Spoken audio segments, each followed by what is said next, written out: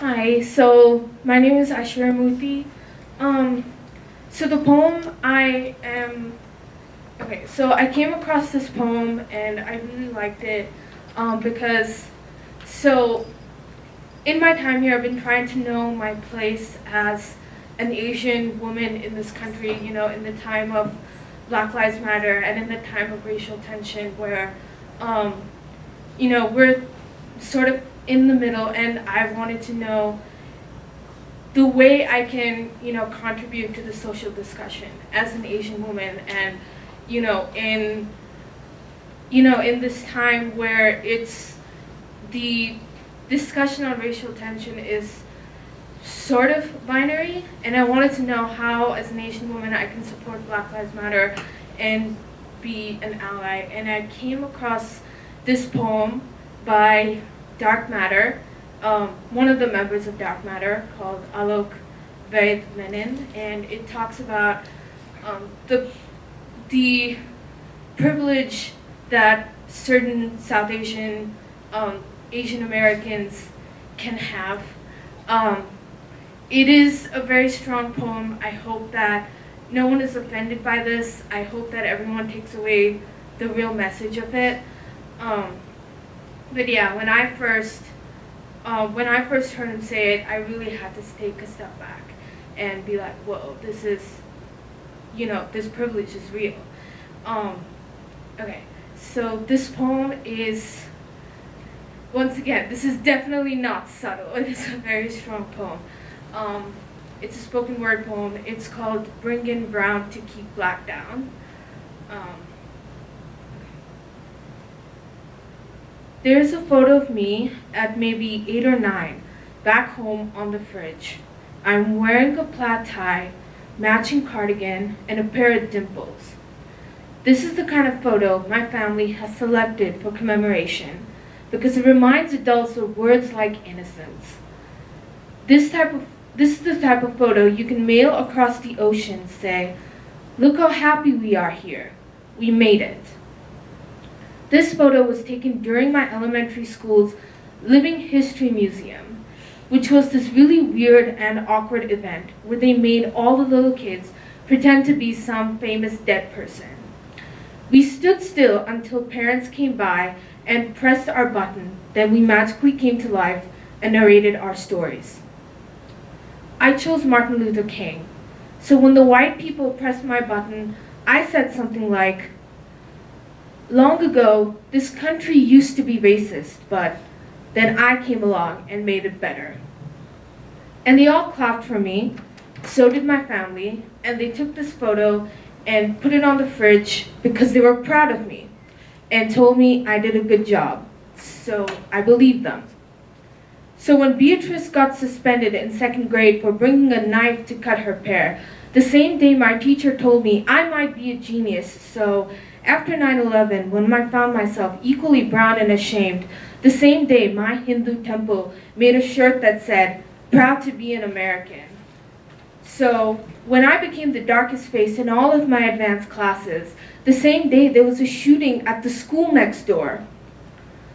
My father taught me how to tie a tie and recite our pledge of assimilation. Long ago, this country used to be racist, but then we came along and made it better. When you rinse brown across a blue ocean, does it get lighter or darker? Your choice. In 1958, my grandfather moved to the United States to study English at Harvard. I wonder what his colleagues wrote in his letters of recommendation, how remarkable it was for a man to emerge from a fractured lung mistaken as country and breathe English so poetically. Footnote: why can't the blacks speak like that too? In 1964, the Civil Rights Act banned discrimination against racial minorities in this country. Footnote: when you throw a piece of paper at a pool of blood, who wins? In 1965, the Immigration Act gave preferential treatments to immigrants with skills. Footnote: bring in brown to keep black down. My grandfather tells me that he always respected Martin Luther King and was sad to hear the news of his assassination, but I had never asked him if he left his library to the streets, because I know the answer, the way I know my people, the way we are too busy reading rather than revolting, the way we will develop theories about revolution for someone else to fight, the way we have been taught to keep quiet and smile back. 50 years later, this model minority holds a scantron as a mirror, recognizes that their body has already always been filled in as the answer. When the white man said jump, we said, how many grades? Said be quiet, so we said, yes sir, whatever you say, master. Said work harder, so we had to cheat just to keep up. Stole the words straight from their lips, said, hello, my name is Martin Luther King, and I have a dream that one day Asian Americans will appropriate our struggle for their own advancement, and then blame other people of color for not working as hard. And I am sitting in my gentrified skin, in my gentrified apartment, writing poetry with words like white supremacy, which means that I can tell you that there is a long history of white people painting themselves darker, but I am looking at a photo of myself from maybe 8 or 9 when I wore Martin Luther King to legitimize my difference to my white peers, and it feels like its own form of blackface. Press my button. Bring in brown to keep black down. When I talk about how the British colonized my people, but do not mention how they gave some of us ties, titles, and guns, and we used all 3 against our own, hid all the blood beneath our brown. Bring in brown to keep black down. When I talk about missing my homeland and how hard diaspora is, but do not mention that my family came here for more power.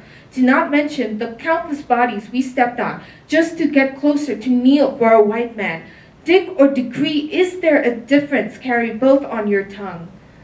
Bring in brown to keep black down. When I talk about how white people will give us medals with one hand and then give them handcuffs with the other, call us brilliant and overachieving, while they call them slow and lazy. Ask them why they can't work as hard as us.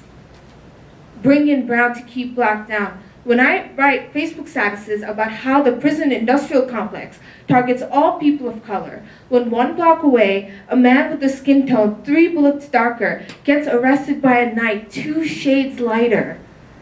What I mean to say is, go back home and look at the pictures on the fridge. What images have the privilege of nostalgia? In one photo, Black is forcibly placed on a ship as they put a collar around his neck.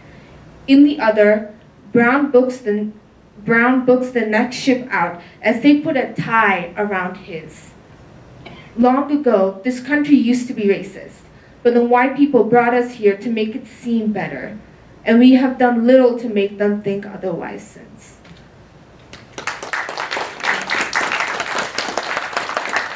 Thank you. Once again, this was Bring in Brown to Keep Black Down by Alok Vedmanan. Thank you.